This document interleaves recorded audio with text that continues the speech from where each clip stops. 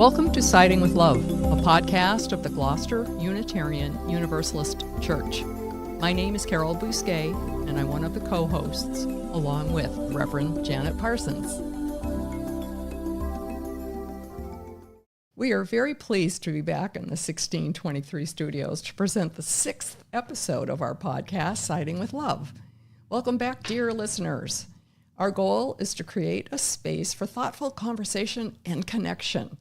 You'll find us on our Gloucester Unitarian Universalist Church YouTube page. The links are also on our website for both this podcast and past sermons. We hope you'll hit like and also share the links with others. And we especially hope you'll leave a comment there. It is a place where we can connect and create conversation.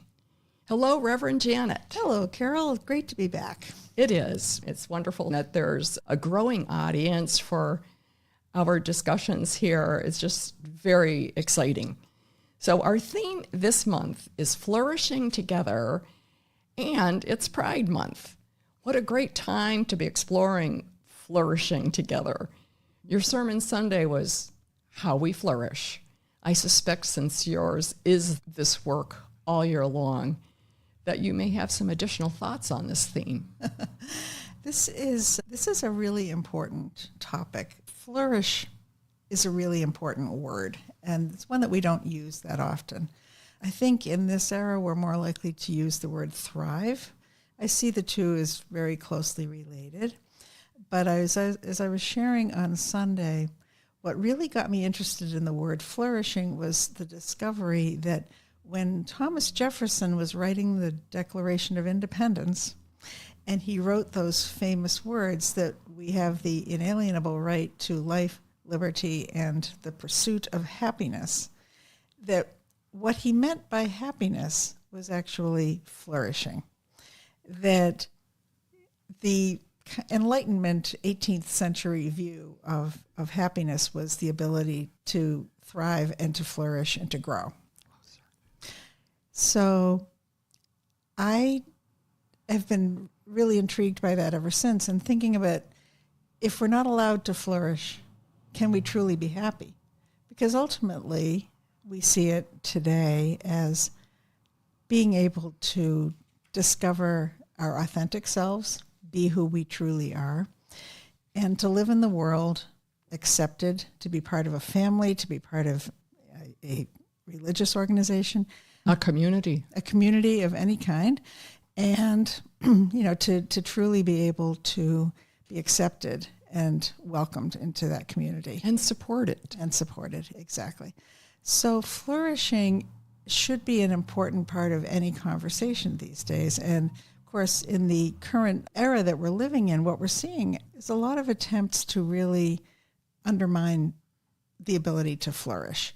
It's the most basic thing, even looking at, say, children in school and people trying to withhold, say, lunches, for example, or after-school programming. Free breakfast to start the day. There are so many ways in which we could be supporting the growth of younger people and their ability to thrive that we don't take advantage of. Our children. Yeah. And how does a society thrive without healthy children? So on we go from there. At what point is somebody too old to be allowed to flourish? If a 6-year-old should be encouraged to flourish, why not a 36-year-old or a 76-year-old? It should never end. And that should be, as a society, our own definition of happiness. And we should be always holding that up as a goal for society, to not just survive, but to thrive and to really be able to live in the environment that you're in a safe and healthy way. Non-threatening, exactly. We live in grotesque times. They're harsh. They're very harsh. There's such a lack of compassion and empathy. And the American narrative has always been harsh in a way. That whole, pull yourself up by the bootstraps, the emphasis on the, quote, self-made man, and that the implication there is that we then look down on people who ask for help or who need help, who don't get there all by themselves. And of course, it's a huge myth because nobody really gets there all by themselves. But it does create this harshness of our national narrative that we should be able to succeed completely independently, and people who don't are regarded as less than. And I'm bringing this up because of the timing here as we are heading towards a big anniversary of the 250th anniversary of the signing of the Declaration of Independence. And I wish that we were focusing on what this all means right now for our country. 250 years. It's wonderful. And we still have all these unfulfilled promises. And I wish that we were talking about it on that level. I want to, at least for witness purposes, mention our founding minister, John Murray's legacy at this moment in time. I'm so grateful to Reverend Murray for bringing to our country way back when. Universalism, and this does speak to universalism. Which is the belief that nobody would be consigned to hell. That was the original definition of universalism. But over the years has expanded to become more of a nobody should be left behind. Nobody should be left out. Everyone should have a seat at the table. And it's a hard thing to fulfill, but that is the message. And yeah, so this is a nice time to be honoring that too, because that's kind of a counter narrative to the narrative that I mentioned a minute ago about the harsh side of American life is also this belief that everybody should have a chance to make it as well. So, the work for us is to balance these narratives and to hopefully come down on the side of making sure that we're trying to create an environment where everybody can thrive. One of the things I shared on Sunday was an interesting story in the New York Times from last Saturday. This would be June 6th, by Nicholas Kristof, sharing the results of a study done by a advisory group that's called the State of the Nation. And they were ranking the 50 states based on their kind of on a well-being index, like whose citizens are thriving the best. Interestingly, number one was Minnesota. And after all that Minnesota has been through in the last few years, it was fascinating to see that they came out as doing the most to ensure the well-being of their citizens. And I'll toss in here that Massachusetts was 5th out of 50, which is great. And I think is recognition of things like our medical care and our education system, probably more than anything else. But Minnesota has truly adopted the need for community and has over years, not just recently, but over years has really developed systems for neighborhood organizations and mutual aid organizations and a sense that they have to take care of each other. So there's this really big emphasis on community and community growth and development. And so I wasn't surprised to see that they were first, but that's what we could be if we all started thinking about our neighbors and our cities in that way. And one thing that I always highlight is that back in late January, there was a call went out from Minneapolis to clergy all across the country to please come to Minneapolis and help them have a weekend of public witness. And over 250 clergy responded from all over the country. And as if overnight, actually. Practically overnight. It was about 48 hours. Yeah. People just hopped on planes. And the people of Minneapolis had to take care of them. And they had it all organized within 48 hours. And we're talking about housing and food. Trainings. Public witness events, church services. And I loved this one. If you can remember how cold it was this past winter, they had to find clothing for all these people. And so people arrived at the airport with whatever they had for winter clothing, but they were given coats and scarves and hats and face masks and everything that they needed. Yeah. They just pulled all this together. Mm-hmm. They knew how to do this. Yes. And this wasn't something that they had just invented in January. Right. They already knew how to do this. So hats off to Minnesota and to Minneapolis.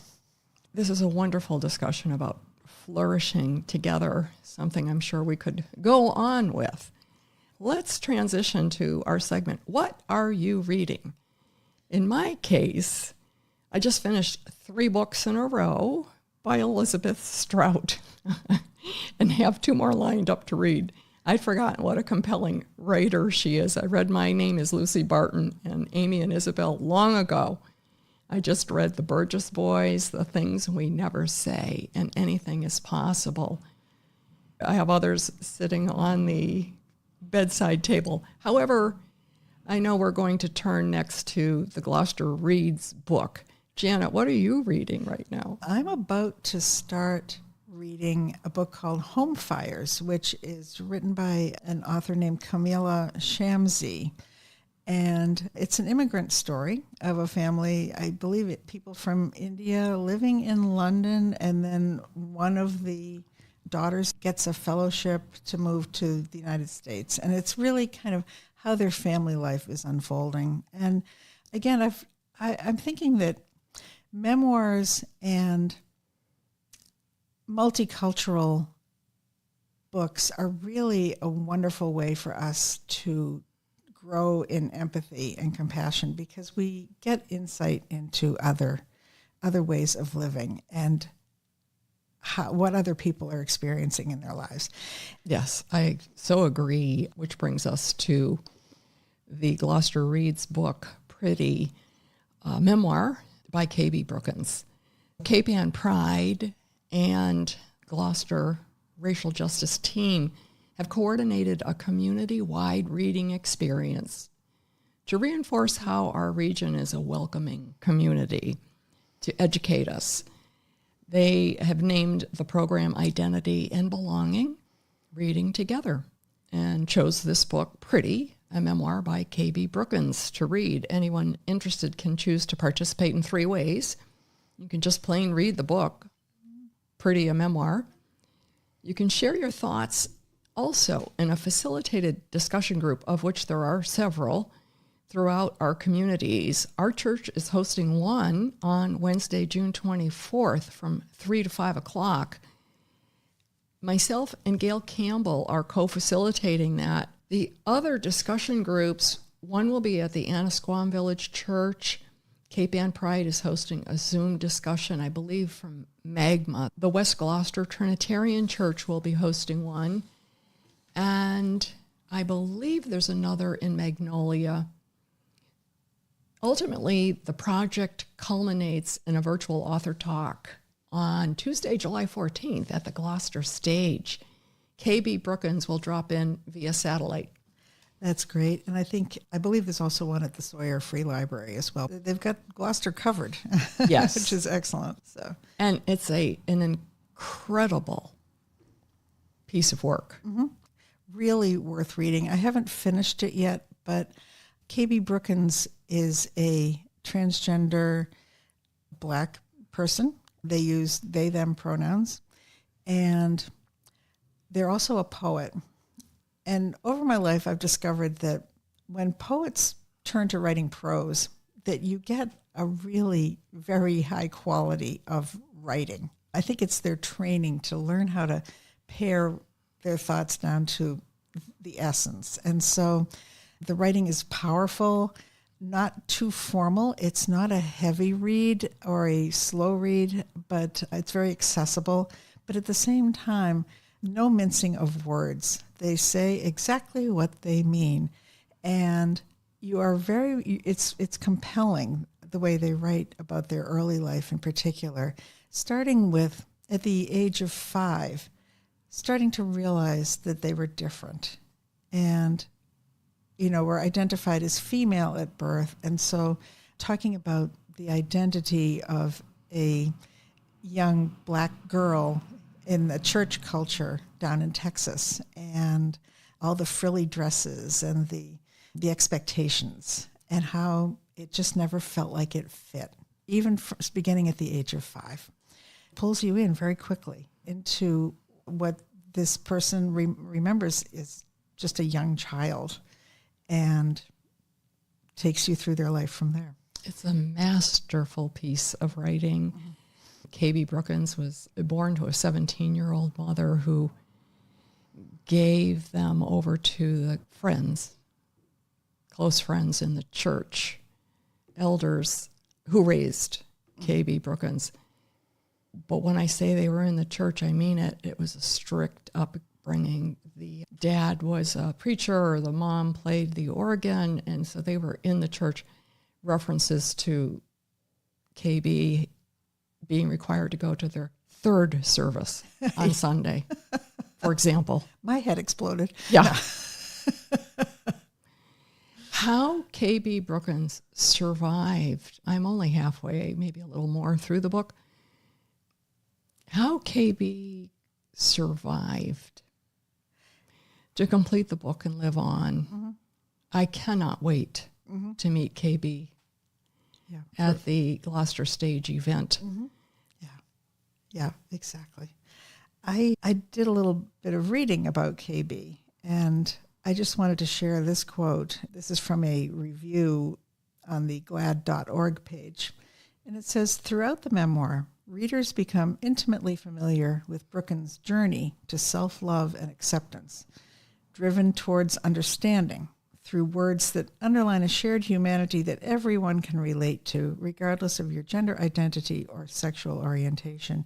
And there's a quote saying, I wasn't born attached to gender, just like everyone wanting to be loved. And I just wish that we could all focus first on the love and let the gender sort itself out by the people who wish to do the sorting and not try to do it for them. You know, they relate all these stories of being at church, which, as you pointed out, they were there a lot. And by the time they were 7, 8, 9 years old, people were openly questioning whether they were gay. The eyes of the community were always on them. You just had this sense that they were being watched and judged from a very young age. And I just always hope that our religious communities can be more than that. That is not enough to encourage people to be authentic and to be able to pursue happiness in the way that we now understand happiness. Let's put it that way. To actually flourish. To flourish, to thrive. Exactly. In the early pages of the book, they're quite open about what they think about church environments, and very negative. And it was fun to read that. It was also really a cautionary tale of what a church can end up being, which is, you know, to maintain the standards and the social controls and to put that ahead of love, which is the opposite of what a church community should do. It's a very educational read. Yes, exactly. Uh-huh. I recommend it highly. Me too. And I hope our listeners will take the time to both read it and attend one of our public book discussions. So let's turn to cultural events. Sure. I wanted to mention, first of all, that because of Pride Month, Gloucester Meeting House Foundation and Cape Ann Pride are co-hosting a concert this coming Sunday afternoon at 3:30 at the Gloucester UU Church, the Meeting House. And this is going to be a performance by vocalist Jessie De Silva and her band. 3:30 in the Meeting House, 10 Church Street, and in celebration of Pride Month. So hope to see everybody there. And of course, on June 24th, we'll be hosting the book discussion, Pretty, a memoir by KB Brookins, both myself and Gail Campbell. And then there is a new art exhibit in the Gloucester UU Church's entryway gallery. The entry gallery is especially proud to feature photographic portraits and monographs from the book called To Survive on This Shore, Photographs and Interviews with Transgender and Gender Nonconforming Older Adults. This is an exhibit that has come to us on loan from First Parish in Arlington, Mass., and we are honored to be able to host this and recommend it highly to just come in and see some pictures of people and read their stories. It's a powerful exhibit. I do recommend that one as well. Our services are broadcast live for anyone wishing to attend from away at 10 a.m. every Sunday morning.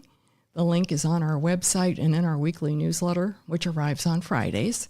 Do sign up to receive our weekly news on our website. It is also posted on our Facebook page. That does it this month, except for Janet signing off. Thank you, listeners, for joining us. Please do share it with a friend who might also enjoy. A little blessing for the going forth.